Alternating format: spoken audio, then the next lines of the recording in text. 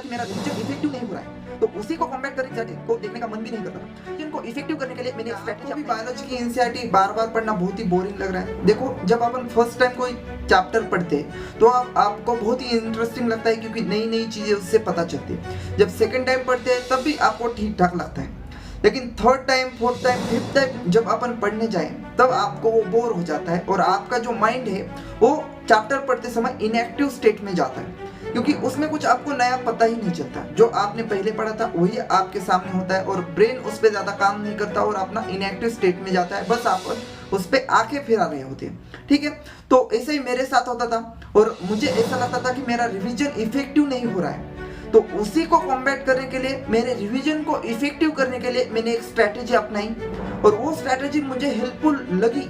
उससे मेरा score boost हुआ और उससे मेरा रिवीजन का स्पीड भी बूस्ट हुआ। देखो, बायोलॉजी में बहुत सारे चैप्टर है। अब उस सभी चैप्टर को रिवाइज करने के लिए अपन को टाइम कम पड़ता है। आपको फास्ट रिवीजन करने के लिए मेरी ये स्ट्रैटेजी जो है वो बहुत ही बेनिफिशियल ठहरने वाली है और बहुत ही पावरफुल भी ठहरने वाली है। तो क्या है वो स्ट्रैटेजी, वो इस वीडियो में आपको बताऊंगा।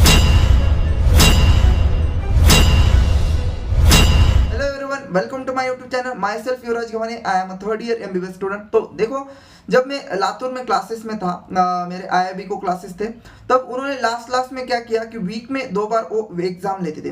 तो संडे को भी एग्जाम होता था, फिर वेडनेसडे को एग्जाम होता था। तो बार बार वही चैप्टर रिपीट हो रहे थे। अब मुझे क्या हो रहा था कि बार बार वो चैप्टर एनसीईआरटी से पढ़ने से वजह से क्या हो रहा था, एनसीईआरटी बोर होने लगी, एनसीईआरटी को देखने का मन भी नहीं करता था। तो उसी को कॉम्बैट करने के लिए उसी के ऊपर मैंने एक स्ट्रैटेजी निकाली, जिससे क्या हुआ कि मुझे एनसीईआरटी पढ़ने में भी मजा आया, मेरा रिवीजन भी फास्ट होने लगा और बहुत इफेक्टिवली होने लगा। अब वो स्ट्रैटेजी क्या थी, तो उसमें आपको क्या करना है, इस भी चैप्टर पे आपकी टेस्ट है, उस एनसीईआरटी निकालो, एनसीईआरटी सामने रखो और लेकिन उसको ओपन नहीं करना है। ठीक है, तो सपोज आपका लोकोमोशन पे कल टेस्ट है, तो क्या करना है, आंखें बंद करनी है और लोकोमोशन के बारे में जितना भी आपको याद आता है सब कुछ रिवाइज करने की कोशिश करना है। देखो, जो 12th वाले बच्चे हैं जिन्होंने 1-2 बार ही लोकोमोशन को पढ़ा है या किसी भी चैप्टर को पढ़ा है, उनको थोड़ा सी दिक्कत होगी, ये मेथड उन पे अप्लाई नहीं होगी। लेकिन जो ड्रॉपर्स है उनके लिए तो बायोलॉजी बहुत ही इजी हो गई है और उन्होंने बहुत बार रिवाइज किया है बायोलॉजी के चैप्टर को, तो उनके लिए ये मेथड बहुत ही हेल्पफुल रहने वाला है। तो आपको क्या करना है, बस उस चैप्टर को याद करना है, उसमें क्या क्या पॉइंट्स है सभी को याद करना है एक सीक्वेंस वाइज। तो पूरी एनसीईआरटी आपके आंखों के सामने आनी चाहिए। तो स्टार्टिंग से एंड तक आपको क्या क्या याद आता है सब कुछ आपको रिवाइज करना है। अब जब रिवाइज करते हो तब ऐसे कुछ पॉइंट्स होते हैं जो आपको याद नहीं आते। क्या करना है, आपको एनसीईआरटी ओपन करनी और देखना है। जैसे कि आप लोकोमोशन पढ़ रहे हैं, उसमें आप पहले देखोगे कि मूवमेंट्स होते हैं, लोकोमोशन की डेफिनेशन है, उसके बाद उन्होंने फ्लैजर आर्म मूवमेंट वगैरह वो किस में है वो बताया है। फिर उसके बाद उन्होंने क्या बताया कि सार्कोमियर बताया, उसके बारे में डिटेल पढ़ना है। फिर उन्होंने लोकोमोशन कैसा होता है वो बताया है, स्लाइडिंग फिलामेंट थ्योरी वो बताई है, उसमें डिटेल में देखना है कि क्या क्या आपको याद आ रहा है। फिर उसके बाद आप वहाँ स्केलेटल सिस्टम पे आ जाओगे, उसमें कौन से बोन है, कौन से जॉइंट है, वो सब आपको देखना है।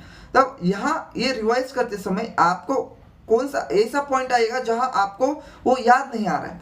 तब जब याद नहीं आ रहा है तभी आपको एनसीईआरटी खोलनी है और उसको देखना है और वहां से वो पढ़ना है।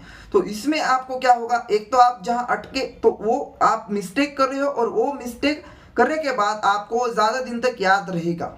आपने जो भी मिस्टेक की है आप उसको लिख के भी ले सकते हो और उसको फिर रिवाइज कर सकते हो। इसमें क्या होगा कि आपको ये पता चलेगा कि पूरे चैप्टर में मैं कहाँ वीक हूँ, मेरा कौन सा पार्ट है वो मैं बार बार भूले जा रहा हूँ। तो ये आपको इसमें से पता चलेगा, फिर उसको लिख के लेना है, उसको बार बार रिवाइज करना है। तो इससे क्या होगी, आपके एक तो एनसीईआरटी की रिवीजन बहुत ही फास्ट हो जाएगी और आपके जो भी शॉर्ट टर्म मेमोरी में जो चैप्टर था वो परमानेंट मेमोरी में जाने लगेगा। ठीक है, जैसे आप कोई चीज रिवाइज करते हो बिना उसको देखे तब वो शॉर्ट टर्म मेमोरी से परमानेंट मेमोरी में जाने लगती है। तो ये आपके लिए बहुत ही इफेक्टिव होने वाला है। मुझे आज भी लोकोमोशन पूरा चैप्टर सीक्वेंस वाइज याद है, बस लोकोमोशन नहीं सभी पूरी एनसीईआरटी मुझे आज भी सीक्वेंस वाइज याद है, क्योंकि ये स्ट्रैटेजी मुझ पे बहुत ही काम की है और ये स्ट्रैटेजी आपके लिए बहुत हेल्पफुल होगी। आप इसको एक बार अपना के देखो और रिजल्ट ना आए तो मुझे फिर मैसेज करना, मुझे कमेंट करना, ठीक है। पहले अपना के तो देखो, ठीक है।